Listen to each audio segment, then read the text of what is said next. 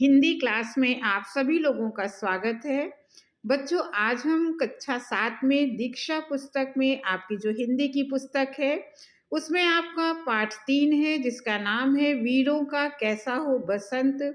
इसे सुभद्रा कुमारी चौहान ने लिखा है और ये वीरता से, पराक्रम से भरी हुई कविता है। इसमें बसंत ऋतु के माध्यम से वीरों की वीरता का वर्णन कवयित्री ने किया है। तो आज इस वीडियो में हम इसी पाठ को पढ़ेंगे, कविता के अर्थ को, उसके व्याख्या को, उसके भाव को समझेंगे।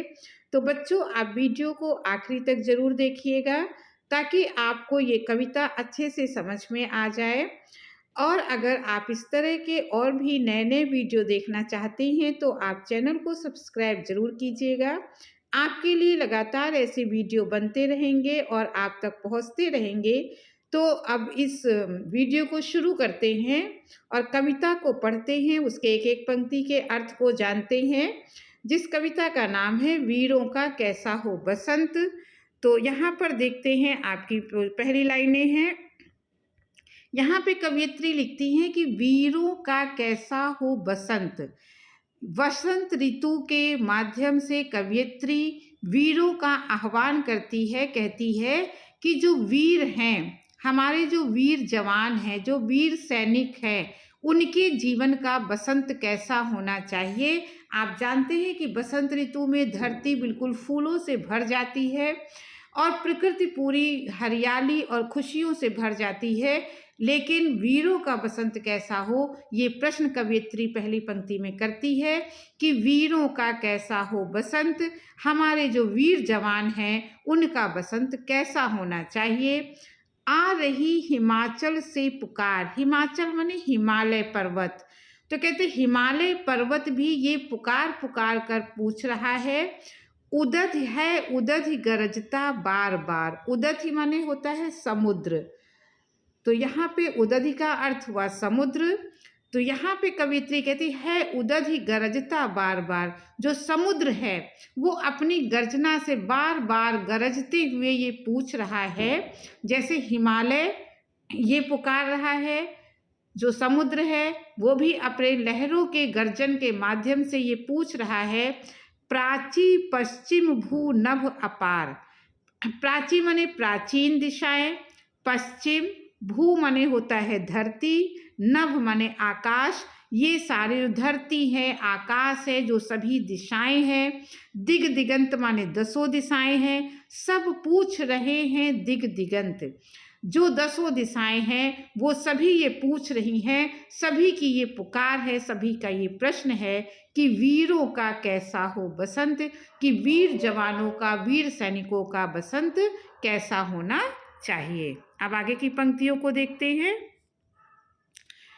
आगे है फूली सरसों ने दिया रंग, मधु लेकर आ पहुंचा अनंग। तो फूली सरसों ने दिया रंग माने जो फूली हुई सरसों, बसंत ऋतु में आपने देखा होगा कि चारों ओर खेतों में सरसों में फूल आ जाते हैं पीले पीले रंग के, और पूरी धरती पर पीला रंग छा जाता है, खुशी का रंग छा जाता है। तो कवयित्री ने लिखा कि धरती के ऊपर, धरती को सरसों के पीले फूलों ने अपने रंग से सजा दिया है। मधु लेकर आ पहुंचा अनंग, अनंग माने दिशाएं होती हैं, जो दसों दिशाएं हैं। वहाँ से जो हमारे मधु है, जो भंवरे हैं, वो मधु लेकर, फूलों से मधु लेकर दसों दिशाओं में पहुंच चुके हैं। वसु वसुधा पुलकित अंग अंग। वसु वसुधा, वसुधा माने होता है धरती। तो कहते हमारी जो बसंत ऋतु में जो सजी धजी, जो फूलों से सजी हुई धरती है वो पुलकित है। पुलकित माने प्रसन्न होना। फूलों से रंग बिरंगी सजी हुई धरती बसंत ऋतु में खुशियां मना रही है, प्रसन्नता जाहिर कर रही है। लेकिन है वीर वेश में किंतु कंत। कंत माने होता है पति या स्वामी। तो यहाँ पर कवयित्री कहती कि एक जो स्त्री है किसी वीर सैनिक की, वो कहती है वीर वेश में किंतु कंत। लेकिन हमारे जो पति हैं, यहाँ ऋतु जो है, संसार में चारों तरफ बसंत ऋतु के रंग छाए हुए हैं, संसार में खुशियाँ मनाई जा रही हैं, बसंत की खुशियाँ मनाई जा रही हैं, लेकिन हमारे जो कंत हैं, हमारे जो पति हैं, उन्होंने तो वीर वेश धारण कर लिया है, वो वीर सैनिक हैं। वीरों का कैसा हो बसंत, तो फिर यही प्रश्न उठता है कि वीरों का बसंत कैसा होना चाहिए। अब आगे देखते हैं। भर रही कोकिला इधर तान।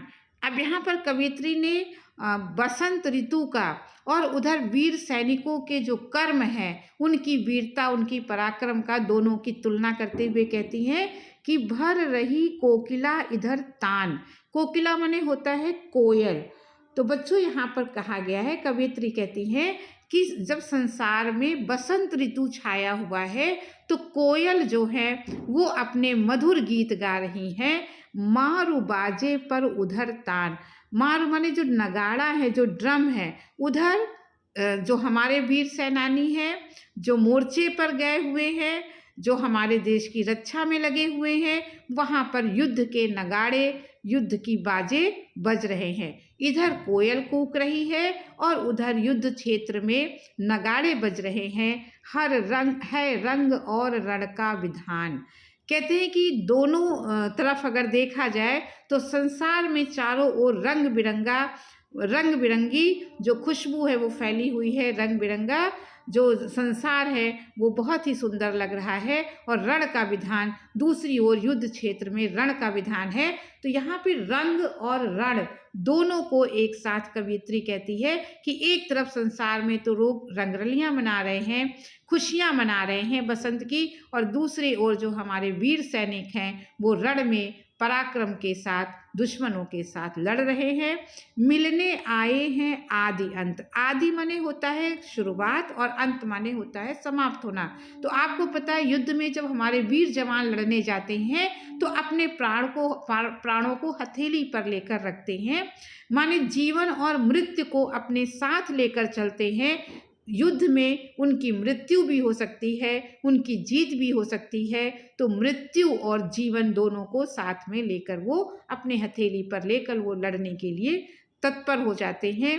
वीरों का कैसा हो बसंत। यहाँ फिर कवियत्री प्रश्न पूछती है कि वीरों का बसंत कैसा होना चाहिए। संसार के लोगों का बसंत तो खुशियाँ हैं, रंग बिरंगे जो फूल हैं, जो धरती की हरियाली है, वहाँ पे लोग अपने लोगों के साथ बसंत की खुशियाँ मनाते हैं। लेकिन जो हमारे वीर जवान हैं, जो मोर्चे पर खड़े हुए हैं, युद्ध में खड़े हुए हैं, लोगों की रक्षा में तत्पर हैं, देश की रक्षा में दिन रात तत्पर हैं, उनका बसंत कैसा होना चाहिए।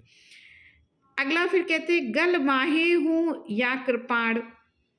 अब यहाँ पर कवियत्री कहती गल बाहें हूँ या कृपाण।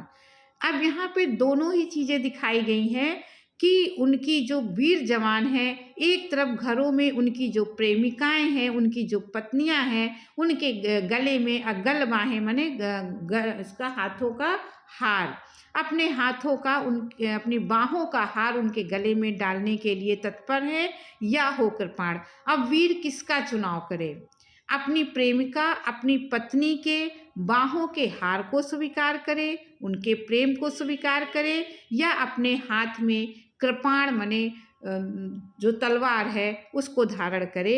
उसके आगे ये प्रश्न है चल चितवन हो या धनुष बाण। चितवन माने देखने की, आँखों की जो दृष्टि है, एक तरफ उसकी प्रेमिका की आँखें हैं, उसके देखने का अंदाज है, और दूसरी तरफ धनुष बाण, युद्ध में धनुष बाण उसका इंतजार कर रहा है। तो वो अपनी वो प्रेमिका की आँखों में डूबे, उसकी सुंदरता में डूब जाए, या अपने हाथ में धनुष बाण उठा ले, हो रस विलास या दलित त्राण। अब उसके आगे दो प्रश्न है, या वो अपने परिवार, अपनी प्रेमिका के साथ रस विलास माने उनके प्रेम में, अपने घर में ही रह जाए, उनके प्रेम में भर जाए, या दलित त्राण, दलित माने जो दुखी हैं, जो पीड़ित लोग हैं, उनको मुक्ति दिलाने के लिए, उनके दुखों को दूर करने के लिए वो युद्ध क्षेत्र में चला जाए। उसके आगे ये दो प्रश्न हैं कि वो घर की खुशियों को चुने या युद्ध क्षेत्र में अपने कर्तव्य को चुने। अब यही समस्या है दुरंत। हमारे वीर सैनिक के पास यही समस्या है कि वो जिंदगी के सुखों को अपना प्राथमिकता दे, कि अपना जो कर्तव्य है, जो देश के प्रति उसका कर्तव्य है, वो उसको अपनाए।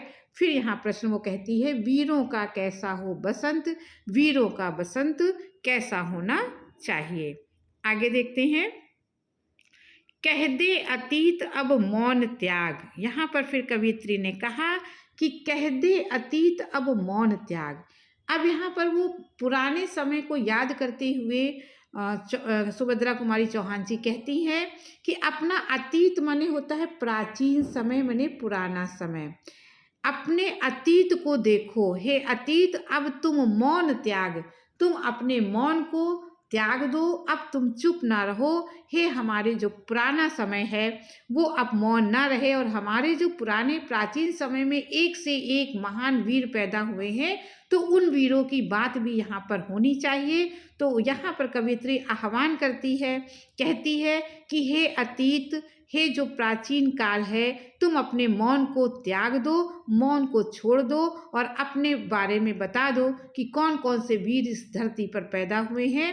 लंके तुझ में क्यों लगी आग, तो कुछ उसमें उदाहरण देकर कहती है। पहला उदाहरण कवियत्री लंका का देती है, हे लंका तुम चुप ना रहो, तुम बताओ तुझ में क्यों लगी आग, तुझ में आग क्यों लगी, और आग लगाने वाला वो वीर पुरुष कौन था। तो हनुमान का यहाँ पे इंगित करते हुए कवियत्री कहती हैं कि एक पुराने समय में हनुमान नाम के एक वीर हुए, जिन्होंने अकेले सोने की नगरी लंका को जला दिया था। तो ऐसे ऐसे वीर हमारे देश में पैदा हुए। ऐ कुरुक्षेत्र अब जाग जाग, एक कुरुक्षेत्र में युद्ध हुआ था, उसमें एक से एक वीर, उनकी वीरता सामने आई थी। तो कुरुक्षेत्र तुम जाग जाओ और अपने युद्ध क्षेत्र में होने वाले वीरता के किस्से तुम सबको सुना दो, अपने अतीत को तुम बता दो, बतला अपने अनुभव अनंत। अपने जो तुम्हारे अनुभव हैं, तुम्हारे धरती पर जितने वीर पहले पैदा हो चुके हैं, तुम जाग जाओ और उन वीरों के बारे में सबको बता दो। वीरों का कैसा हो बसंत, और तुम ये बता दो कि वीरों का बसंत कैसा होना चाहिए। हल्दी घाटी के शिलाखंड। अब यहाँ पे कहते हैं कि हल्दी घाटी के शिलाखंड, आपको याद होगा महाराणा प्रताप, जो हल्दी घाटी का युद्ध उन्होंने किया था। तो महाराणा प्रताप की वीरता का वर्णन आज भी बच्चा बच्चा उनका नाम, उनके वीरता के नाम को लेता है। तो यहाँ पे कवियत्री कहती कि हल्दी घाटी की जो शिलाएं हैं, जो पत्थर हैं, जो पर्वत हैं, जहाँ पर हल्दी घाटी का युद्ध हुआ था और राणा प्रताप ने अपना महाकौशल दिखाया था, तो हे हल्दी घाटी के जो शिलाएं हैं, तुम चीख चीख कर लोगों को बता दो कि हमारे क्षेत्र में महाराणा प्रताप का एक वीर पैदा हुआ था। ऐ दुर्ग सिंहगढ़ के प्रचंड, हे सिंहगढ़ के जो दुर्ग है, दुर्ग माने होता है यहाँ पे किला, हे सिंहगढ़ के जो किले, तुम हे सिंहगढ़ का जो किला है, हे किला तुम चुप ना रहो, तुम बता दो कि महाराणा प्रताप जैसा जो महापुरुष था, जो वीर पुरुष था, वो इस क्षेत्र में पैदा हुआ था और उसने क्या क्या कर्तव्य दिखाए थे। राणा नाना का कर घमंड, और राणा प्रताप, नाना साहब, ये सब पर तुमको घमंड है, गर्व है कि ये तुम्हारे क्षेत्र में पैदा हुए। तो आज तुम उनकी कहानियाँ, उनकी वीरता की कहानियाँ सबको बता दो। दो जगह अब स्मृतियाँ ज्वलंत, स्मृतियाँ माने होता है यादें, अब तुम अपनी पुरानी यादें खोलकर सबके आगे रख दो।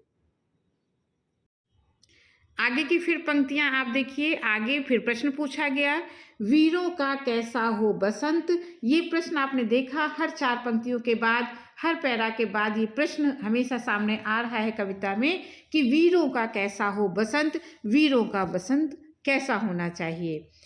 फिर अंत में कहती भूषण अथवा कवि चंद नहीं। आपने अगर नाम ना सुना हो बच्चों, तो भूषण एक कवि हुए हैं जिन्होंने छत्रपति शिवाजी की वीरता का वर्णन किया, छत्रसाल के वीरता का वर्णन किया। कवि चंद हुए हैं जिन्होंने पृथ्वीराज चौहान के वीरता का वर्णन किया है। तो यहाँ पे कवियत्री कहती भूषण अथवा कवि चंद नहीं। आज ऐसा समय है कि ना तो हमारे बीच में भूषण जैसे कवि हैं, न चंद बरदाई जैसे कवि हैं, जो बिजली भर दे वो छंद नहीं। और वो जब कविता लिखते थे तो लोगों के मन में इतनी वीरता के भाव अपनी कविताओं में भर देते थे अपने छंदों के माध्यम से। तो कवियत्री कहती, आज भूषण व चंद बरदाई जैसे कवि नहीं है जो लोगों में अपने छंदों के, अपनी कविता के माध्यम से वीरता की अग्नि को भर दे, वीरता को भर दे।